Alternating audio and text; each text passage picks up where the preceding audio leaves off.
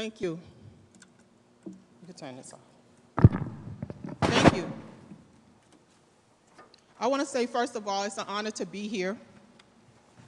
It's an honor to be at Grambling State University, number one. And it's an honor to be just here on a college campus. But let me tell you why I have on the black and gold and why Grambling State University is so important to me. This was my first college that I went to.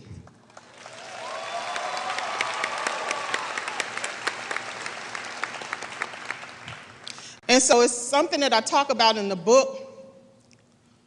And the school that I wanted to go to in Tallahassee, my mom wouldn't let me. So she told me to pick another school. And I did. I picked Grambling State University because I thought that I wanted something different. I wanted a fresh start. I wanted to be away from Miami. And so the same places that you stay in, the same classes that you sit in, I was there. And even before I get started, I want to tell y'all something very funny that happened right here at Grambling, and it's in the book as well. And it's when my mom dropped me off at the freshman dorm, but I heard they knocked the dorm down since then. It was Wheatley Hall. It's still up? It's still up? It doesn't look like real. Okay. So that was the freshman dorm, and my mom, my brother, and one of my aunts dropped me off here at Grambling. I didn't know not one single person, but I knew I could make a change. I knew I could make a difference. So I packed my things, and they brought me here to school. Never even been to the school before. And as they pulled up in front of the dorm, we all hopped out. I was so excited. They got out. They made my bed. They fixed my room and everything. And so set my alarm clock. I mean, they did the works for me. And then once they decided to go back downstairs and get in a car, I felt like a lost puppy. It was just starting to sink in that I had never been away from home other than summer camp. And so I started crying. And not a cute cry. You know how sometimes you just go like this a little bit? No, I did one of those ugly cries. One of those, ah! And we were in front of the dorm, and other families were dropping their kids off, their daughters off as well. And so my mom looked at me, and she was like, "What's wrong? You're doing something good." And I said, "No." I said, I can't stay here.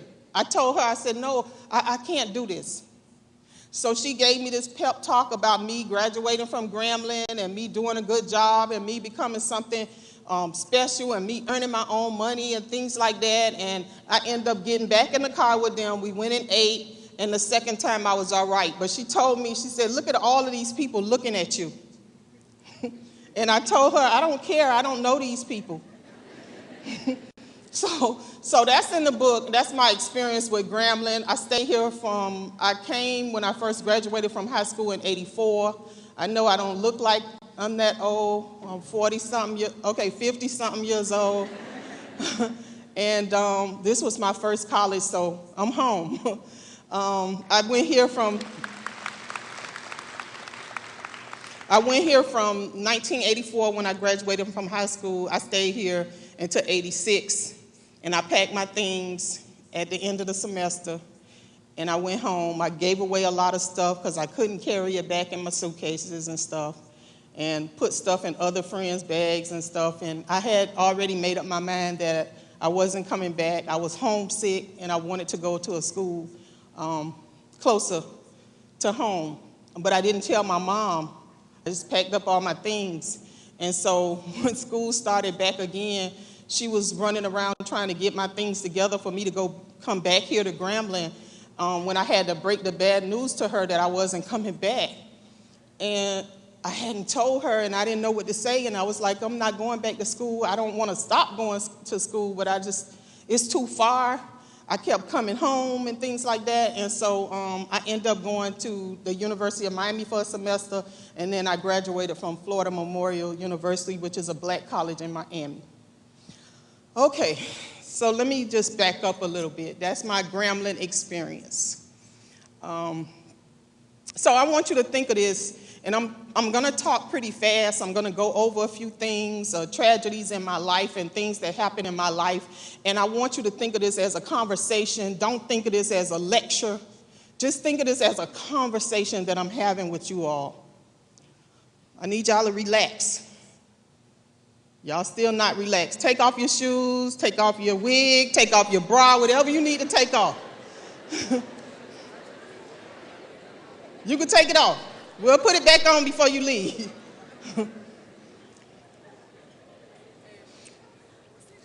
I think what happens is a lot of people don't understand how average I am and how regular I am and how real I am. So the same seats, not particularly these seats, but the same area you in, the same seats you sitting in, the same classrooms you visited, so did Trayvon Martin's mom. So I'm no different than you. I'm just a parent. I would never have signed up for what I'm doing now. I would never have asked for what I'm doing now. I would never have groomed myself or applied for this position, because I would not have sacrificed my son. But how many of y'all know that, yes, storms will come in your life? Say yes if you understand that storms will come in your life. Nod your head so you understand, so I don't feel like I'm talking to myself. Storms will come in your life.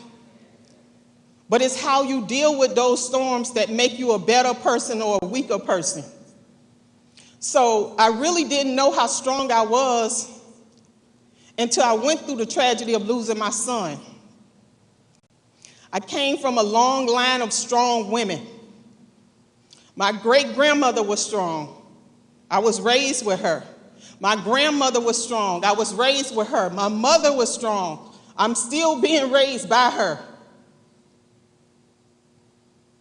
So all the women in my family were very strong. They handled their business. They took care of their business regardless of what happened. And so once I graduated from college, I was still back in Miami. I got a good job. First, I got a good job with UPS. That's a good job. And then I got another good job with Miami-Dade County. And I did a couple of things for Miami-Dade County. I was the security console specialist. Then I became a dispatcher. Then I did code enforcement for about 11 years. And then I moved to housing, where I was doing Section 8 and public housing. I was a hearing officer in Miami for public housing and Section 8. So those were my jobs that I did. Very good jobs with benefits, and I appreciated everything I had. And those were the jobs that took care of my kids. And so I'm just a regular mom. When I went to work at 8 o'clock, I got off at 5. I was stuck in traffic like everybody else. I would get home from work and my boys would be there from school. And I would complain about them doing their homework and their haircuts and why they didn't take out the garbage. Sound familiar? Average mom. I complained about the same things that your moms complained about. Homework, right? Cutting your hair, the friends you hang around. Sounds familiar? Just nod. So I know that I'm not talking to myself. Yes. These are just some of the things that happens in your life when you got a parent that cares. So I came home, I complained about the same things. Started my dinner, turned the news on, fussed at the kids. Fussed at the kids some more, watched the news, started cooking dinner. Went on vacation, ready for school to start. Summer programs I had to register them for. Average. Until I got a phone call that said my 17-year-old son had been shot and killed. And many of you don't know what that feels like, and you will never know what it feels like. But just think about your mom, and if your mom had received a call that said you were not coming home for whatever reason, that you had been shot and killed. Just think about how your mom would feel. And so I'm going to ask you a question. How many of you think that the day I got the call from Trayvon's dad, that was the worst day of my life? Hold them high. It was not. The worst day of my life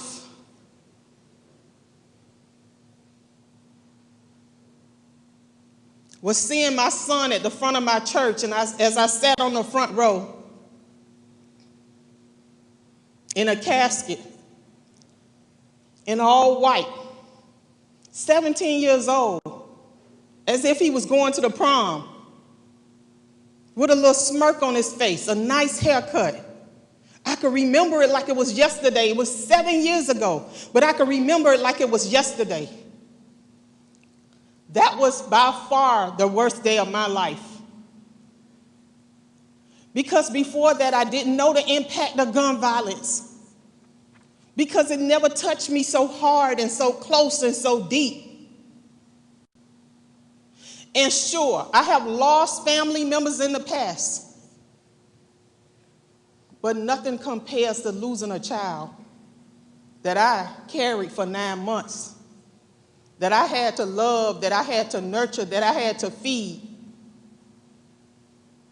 He was a mama's boy, very close to me.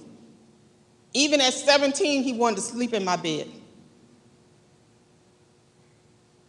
To lose somebody you're just so close to for no reason, because of senseless gun violence. Because somebody looked at my son as if he was suspicious because he was wearing a hoodie. How many of you wear hoodies? So why should somebody think you're suspicious? You're not. You're not. And don't believe that. Don't believe just because you wear a hoodie or you have dreadlocks or you have gold teeth or you have tattoos that you look suspicious. I could take off a lot of things right now. I could take off my jacket, my blouse, my pants, my shoes, but I can't remove the color of my skin.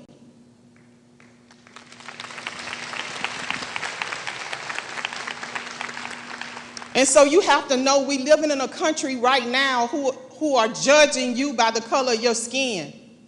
Merely because your skin color is dark. They're judging you.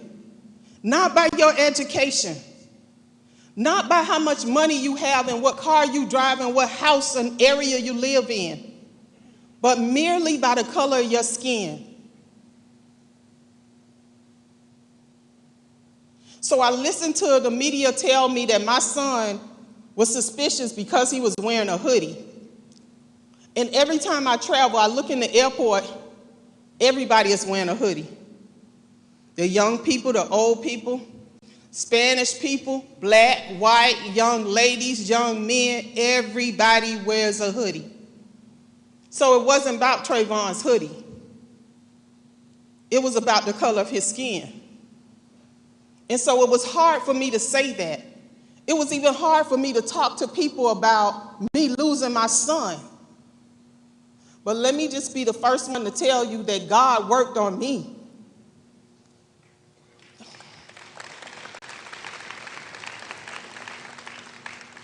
And although people told me how strong I was, I didn't believe it. I didn't believe that I was strong. Because my pastor told me, he said, trials and tribulations reveal character, it doesn't build it. So I believe what I was feeling was already there, but I just had not activated how strong I was. I would cry, and you all would not see me when I was crying, because that was nobody's business at that time. I talk about in the book about my purple room that I had, my purple bedroom, and I would be on the floor in my purple bedroom, and I would cry. I wouldn't take a shower, I wouldn't brush my teeth, I wouldn't comb my hair, I didn't want to even go anywhere. I thought that I would never be happy again. Now let me tell you the most important part of my story. the most important part of my tragedy, the most important part of everything that I went through was who I became now. It's not all the times when I fell down. And it's not about you falling down. It's not about the storms that you go through. And we in Louisiana, y'all know most firsthand about storms. But you can come out of it. And let me tell you, when all the media cameras were gone, when all the church folks were gone, when all my family was gone, when all my friends was gone, I had nobody but myself. And at that particular time, I didn't believe in myself. I didn't believe that I was strong enough to be happy again. I didn't believe that I was strong enough to move forward and go to my next chapter. Because if you wrote a book just about Sybrina, you can't leave out chapter 5 where I lost my 17-year-old son to senseless gun violence. You have to talk about that because that's a part of who I am. And so a lot of times when everybody is gone and you have nobody, you have to focus on yourself. You, young people, have to focus on yourself. So when everybody was gone, I didn't know how to come back up. I didn't know how to bring myself back up. I wanted to get off the floor. I wanted to take a shower and brush my teeth. Lord knows I needed to. But I didn't know how to bring myself up from that depression stage, from the loneliness I was experiencing, from the sadness. I didn't know how to come back from it. The secret was a word. So I'm going to tell you about Proverbs 3, 5, and 6. And it says, trust in the Lord with all your heart, lean not unto your own understanding. In all your ways acknowledge him, and he shall direct your path. So even though I did not understand why my 17-year-old son was shot and killed, I believed and I trust in God. And God brought me to the next step. And that's all I had to do was take another step. So once I had the word and everybody is gone and I'm in my room by myself, I would recite Proverbs 3, 5, and 6. Proverbs 3, 5, and 6. That was my word. That's the word I'm giving to you. Proverbs 3, 5, and 6. Read it. When you don't understand quite what's going on, read it. Because that allowed me to empower myself. When I didn't have my pastor in my ear, when I didn't have my aunt putting oil on my head, when I didn't have a whole group of people surrounding me saying, be strong, you could do it. You have to empower yourself. You have to talk to yourself. You have to speak to yourself. You have to look in the mirror and tell yourself, I could do it. I could be great. I can overcome this. One of the things that I told myself, I would look in the mirror and I would tell myself, depression, you have no chance with me. It's so easy to go into a depressive state when you lose a child or you lose a family member. It's easy. And guess what? People understand.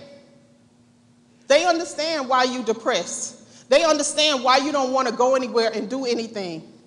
They understand those things. So now I'm going to fast forward a minute, and I'm going to talk about a few things about what I'm doing now.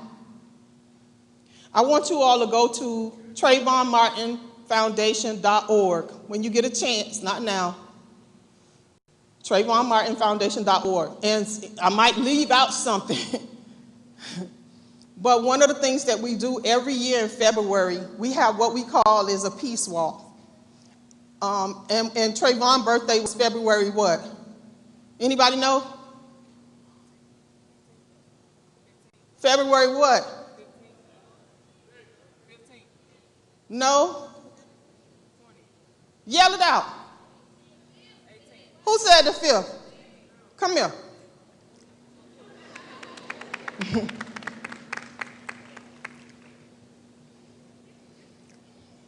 Anybody know when my birthday is? February what?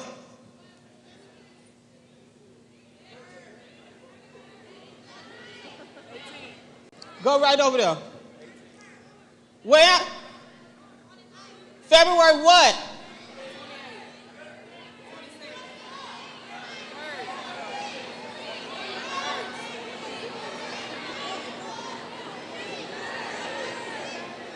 Come here. You. Come here. Right here in the front. You. I know I ain't cross-eyed. Yes, ma'am. Go right over there. They got something for you. He got something for you. Y'all give him a hand. She didn't guess it right, but she did. Trayvon's birthday is February 5th, and my birthday is February 16th. So every year, that's it. Get a picture.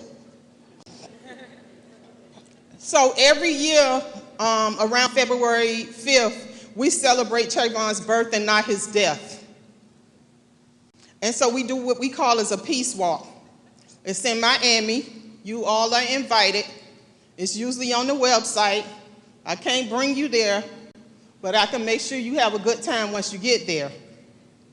So it's with a purpose. It's a short distance we walk to let our young people know they have a right to walk in peace without being followed, chased, profiled, murdered.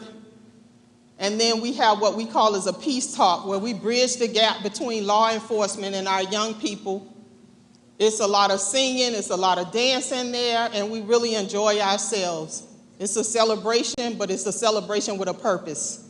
So we do that every year around Trayvon's birthday, and that's February what? 5th.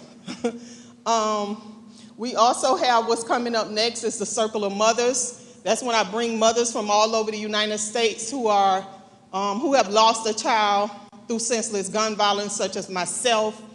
I've had Jordan Davis and Tamir Rice and Sandra Bland and Oscar Grant and all of big stories that you hear about on the news. I bring those mothers, and it's about healing, it's about empowerment, and it's about moving to their next chapter. Tracy has a circle of fathers where he brings men together who's lost a child, and they're mostly about strengthening the families with the fathers. We have a back-to-school event where we give away about 500 book bags, and we give the young people a pep talk before they go back to school. We do something with a youth summit where we talk to young people about subjects that they don't have a chance to talk about in school, like gun violence, like suicide, social media. We talk about social media. So we talk about all of those things that they don't get a chance to talk about in school. We also have an event that we do around Thanksgiving. We give away Thanksgiving baskets to the needy. We also partner with an organization that helps out for Christmas. So I'm kind of very busy doing a few things. A lot of speaking to universities, colleges, and I do some things with churches. I've had some good times, like in the White House when President Obama was there.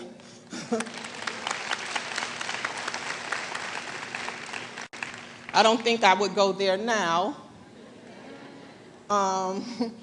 We have been, Jay-Z and Beyonce are big supporters of the foundation. Jay-Z was on the documentary. He was the executive director on the documentary. And myself and some other mothers were a part of Beyonce's Lemonade video. So I've been quite busy.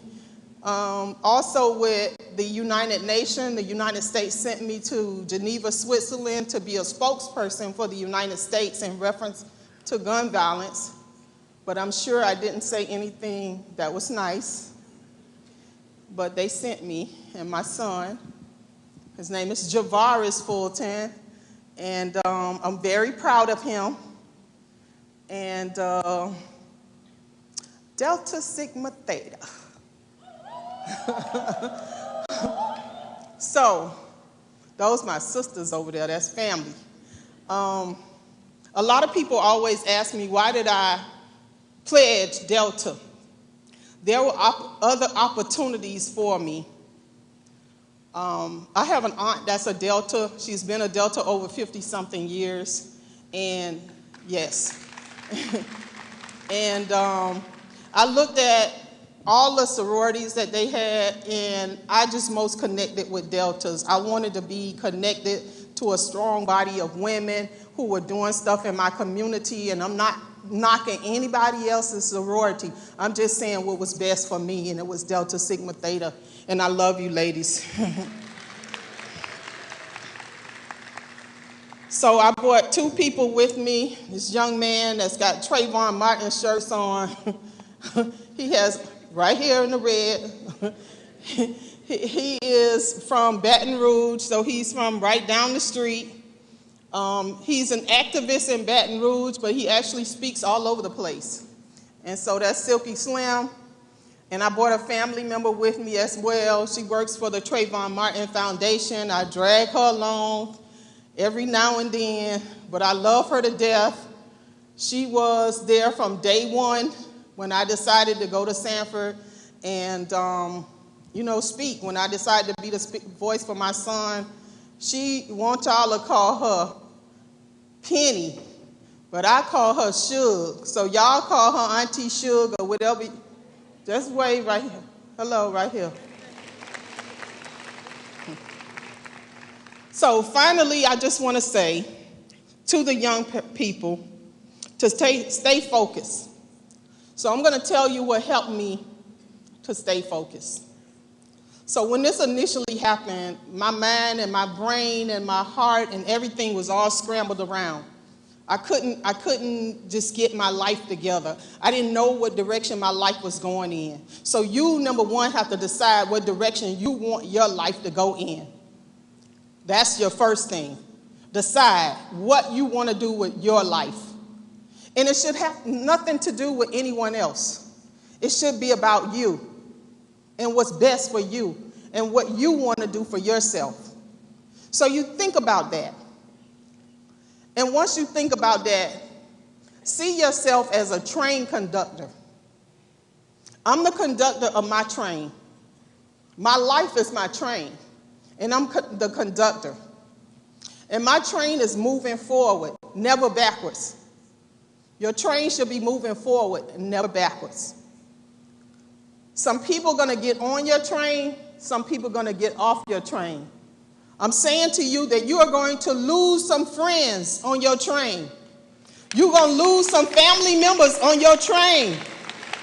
But at the end of the day, you need to keep moving forward and stay focused. Because if you lose focus of what you're doing for yourself, it's called a distraction. Look what happened when I lost focus.